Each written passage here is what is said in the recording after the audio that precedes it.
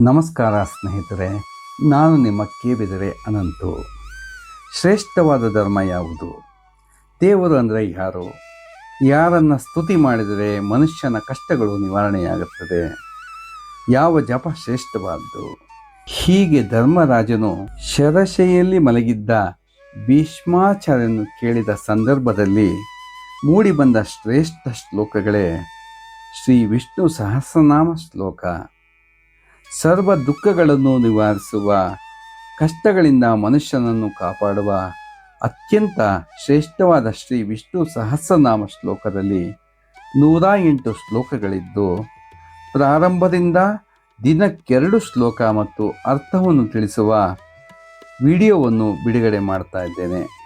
ಹಾಗಾಗಿ ತಾವೆಲ್ಲರೂ ದಿನಕ್ಕೆರಡು ಶ್ಲೋಕಗಳನ್ನು ಅರ್ಥಸಹಿತ ತಿಳಿದುಕೊಂಡು ಶ್ರೀ ಮಹಾವಿಷ್ಣುವಿನ ಕೃಪೆಗೆ ಪಾತ್ರರಾಗಬೇಕಾಗಿ ವಿನಂತಿಸುತ್ತೇನೆ.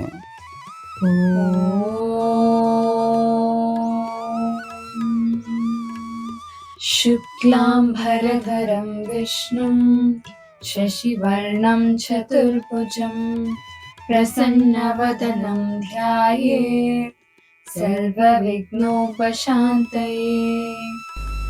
ನಿರ್ಮಲವಾದ ಬಿಳಿಯ ವಸ್ತ್ರವನ್ನು ಧರಿಸಿರುವವನು, ಸರ್ವವ್ಯಾಪಿಯಾದ ಪರಮಾತ್ಮ, ಪೂರ್ಣಚಂದ್ರನಂತೆ ಪ್ರಕಾಶಮಾನನಾದವನು, 4 ಭುಜಗಳನ್ನು ಹೊಂದಿದವನು, ಸದಾಕಾಲ ಆನಂದಮಯವಾದ ಮುಖಭಾವವನ್ನು ಹೊಂದಿರುವ ಆ ಭಗವಂತನು ನಮ್ಮ ಎಲ್ಲ ವಿಘ್ನಗಳನ್ನು ನಿವಾರಣೆ ಮಾಡಲಿ ಎಂದು ಪ್ರಾರ್ಥಿಸುತ್ತೇನೆ.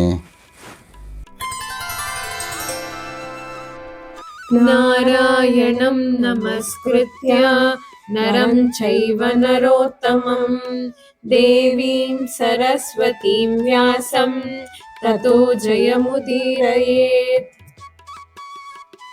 ಶ್ರೀಮನ್ನಾರಾಯಣನಿಗೆ ನಮಸ್ಕರಿಸಿ ನರ ಋಷಿಗಳನ್ನು ಹಾಗೂ ಶ್ರೇಷ್ಠ ಪುರುಷರನ್ನು ಹಾಗೂ ದೇವಿಯನ್ನು, ವಿದ್ಯಾಮಾತೆಯಾದ ಸರಸ್ವತಿಯನ್ನು, ಮಹರ್ಷಿ ವೇದವ್ಯಾಸರನ್ನು ಧ್ಯಾನಿಸಿ ನಮಸ್ಕರಿಸಿ ಎಲ್ಲ ವಿಜಯವನ್ನು ತಂದುಕೊಡುವ ಶ್ರೀ ಮಹಾಭಾರತದ ಭಾಗವಾದ ಶ್ರೀ ವಿಷ್ಣು ಸಹಸ್ರನಾಮ ಪಠಣವನ್ನು ಪ್ರಾರಂಭಿಸುತ್ತೇನೆ.